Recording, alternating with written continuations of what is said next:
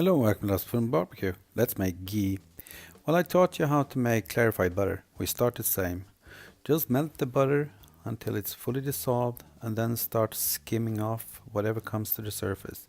Then continue on medium high to high until you see the milk solids starting to brown, giving the butter oil a slightly brownish tint. This is what you're looking for.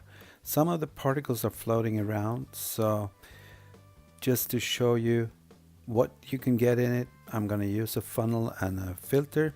So it's just a regular coffee filter and I'm filtering it through. See, it's totally clear, but here in the filter, since I didn't continue pouring until it was all out, it's just a few pieces. So this is what we have, and after it cooled down, this is what it looks like, ready to be used. Thank you for watching. Bye.